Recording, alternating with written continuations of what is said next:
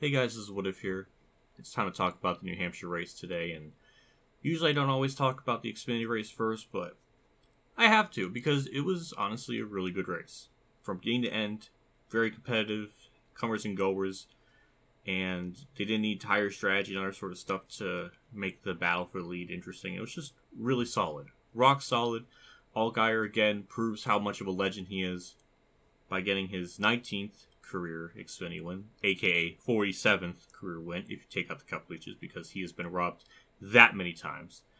But despite that little detour, little detour in my review, now we gotta talk about the cup race. And I got racing reference up just because I thought I would try something different. So yeah, the first two stages were pretty bad. Not a whole lot happened other than the big wreck on lap 6 that took out Bowman. So, Ty Dillon, okay, that was kind of fun with Ty Dillon. But yeah, other than that big wreck, the first two stages, nothing really eventful happened.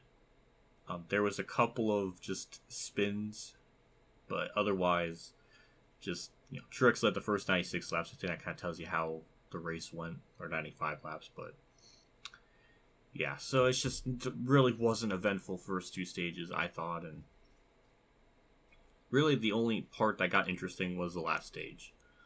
So that was good because it saved the race from being a bad rating by me. But yeah, so the last stage happened, and it went 12 laps green before the 38 car spun, which that shouldn't have been a yellow to begin with. The yellows have been good up to that point, but that wreck was just, that yellow was pointless. Did not need to happen. He was like 26th, 24th, with like 100 car by him, and he basically spun by himself. And by the time they threw the yellow, he was already going again. So it was just completely pointless yellow. And luckily that was the last one of the day, because from lap 210 to 301, went completely green.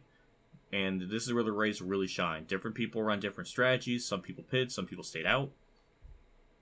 And it turned into a very interesting race. Those last 90 laps saved this race from being bad, but there was just people on different strategies, which was interesting. Really, the only people that took the lead earlier in the race was just because of tire strategy. Some people would stay out. They would get eventually passed like 23 laps later. And that's kind of was the theme. I wish the tire would fall off in New Hampshire was just a little bit more, because, yeah, you could stay out on 10, 20 lap old tires and maintain a lead for quite a while. We saw Kurt off strategy, and he was in the lead for 40 laps. So, yeah, tire fall off just wasn't that severe. But because the race, that last 90 plus laps went green, you were able to at least pass, but it took a long time. So that's really my only complaint. I wish the fall off was just a bit more, maybe like an extra 10%, and I think the racing probably would have been better. But overall, I think this race kind of proved that this race needs to stay on the schedule. I know people shit on New Hampshire, and I kind of understand it. I wasn't really expecting much going into this because it was a flat track. I was thinking it was going to be just like a bigger version of Martinsville that was just going to be bad, but not necessarily. So I was quite impressed.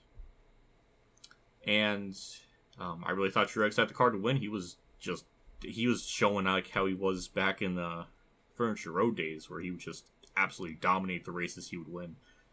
But his last pit stop strategy call didn't really work, and him taking two tires, I guess, messed the car's balance. So that sucked.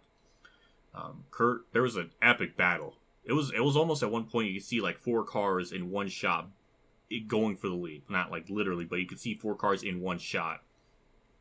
That's how close they were. And Kurt had the lead, and it was between him and Chase for a little bit. And it was beautiful to see that Kurt did not give up. He didn't push over. He really gave Chase a fight, even on multiple lap older tires, and that was really cool to see. And Christopher Bell got by Kurt as well, and yeah, it was that stuff there. That was really good. It took a bit of strategy to get the battle for a lead to be pretty, like, rather interesting, but we got it. This is why I kind of prefer the Xfinity race over the Cup this weekend, just because the Xfinity race was just, from beginning to end, just really good, and even though there was a lot of wrecking, but the racing element in there was really good. Just imagine if we didn't have stages, so we could have longer green flag runs and green flag pit stops. That would have been nice, but no, that's just too much to ask. But yeah, the last 90 laps were really good. Christopher Bell really impressed me.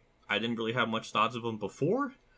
Really, I just kind of saw his Daytona win as a fluke because it was under really dubious circumstances where Chase Elliott's he was leading and they threw a yellow because they thought there was rain, but there really wasn't. It was just a really dumb artificial yellow to bunch the field up.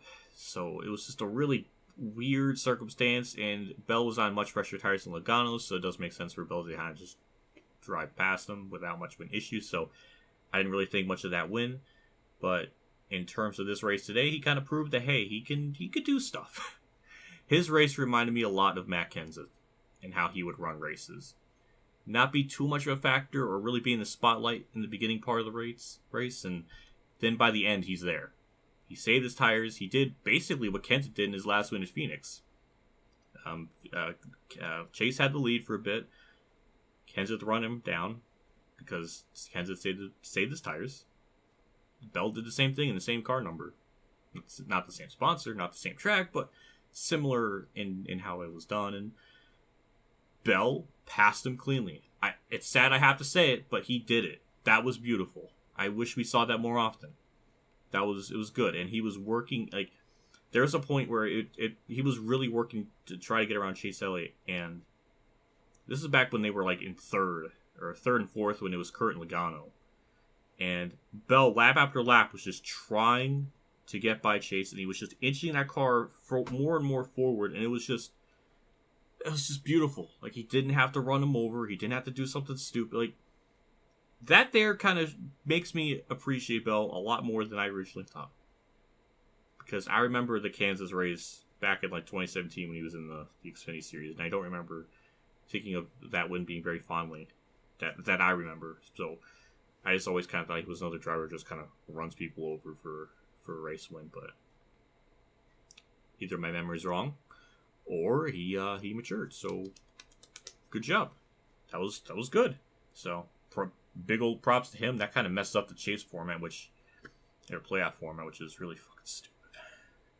I could rant about that because it's so asinine that we are in a position, or damn near very close. It's probably going to happen where we're going to have more than 16 winners, or just 16 winners. But if we're going to have a scenario where Ryan Blaney, who is third in points, or Truex, that's fourth, is going to get booed out because of people that have wins, like Suarez, who's like 15th in points, Tyler Reddick, that's 16th, Briscoe 17th in points with a win, Hamlin's 19th in points, but he has a win, so that bumps him up. Do you not? It's just so stupid. Even Kurt's guilty. But it's just, it would be so much nicer if they just cut down the frickin' chase playoff grid from 16 to 10. It's stupid. I don't know why we have to keep doing Brian France's ideas when he's no longer in the sport, and he was probably coked out of his mind when he was doing these like stupid decisions. But how about we go back to at least the 2004 format, where it was just 10 drivers. Therefore, it's a much more elite top 10, and you're definitely going to have well, then again, you're going to have a situation where, but this is where the catch comes in. Knock it down to 10 drivers for the playoff, because one, it's stupid to have it be 16 people make it when now there's only like almost 36 cars in the field. So 48% of the field makes it. That's not prestigious. That's just stupid. Like, for example, in New Hampshire, 36 drivers because the charter system ruined everything. So we're 2 spots away from getting to like half the field. Then it's stupid. So get rid of the win in your in format and make it to where only the top 10 race it out. Get rid of the stupid playoff format where like every 3 races No. How about the last 10 races? You still do like, the end of this. You do the regular season like points where the first place gets like 15. Everybody else like that has like the playoff points throughout the year. They get added to their total, and then that's it. And then from there on out, you've run the last 10 races. It probably won't fix the problem of like, oh well, then like person in 10th can pull a Tony Stewart and win 5 out of the last 10 races. Like that still can happen, but I feel like it can lessen some of this, and we can get rid of this idea of the people that are, for example, 19th in points like Hamlin, bumping up to the lead because he has bumping himself in the playoff because he has a win. That's stupid. And it's just bullshit that people like Blaney and Truex have been really good in points wise all year are going to get screwed out of this. Same with Harvick as well, who's actually 9th, which isn't that bad at all. But it's just stupid. Like, wins are important, but I don't think they should mean more than consistency. We just need to abolish this fucking playoff format. It's just so goddamn stupid. It was stupid before, it's stupid now, and especially in a situation like this, where a potential person that's 3rd in points or 4th, like Blaney's only 9 points out from 2nd. Like, he's close. He had a horrible race at Richmond or New Hampshire, and he dropped down to 3rd. But it is possible for him to get back into 2nd. So, like, it's just so stupid. It's really fucking stupid. I'm not like the super duper big Blaney fan. I'm a super duper pooper Truex fan. But like, yeah, it's just even taking that aside, it's stupid. We need to just abolish these fucking playoff format and kind of go back to the original 2004 format. At the very least, I would love it to be a full season thing. But if they can't do that, we can make it ultimatum. I can live with that. But still keep like the playoff like points that carry over into the first, after the reset and stuff. Like that'll be fine. That would feel better. So, because yeah. I don't know, it's just I'm ranting too much about different aspects of the race, but the race was solid. The last stage saved it. Unfortunately, those last 90 laps can't save the other 200 and like 10 or 11 that just weren't that good. So I'm gonna give it a rock solid 6 out of 10. I would have probably given it higher if the other stages were a bit more eventful, like a 7, but I think a 6 is pretty good.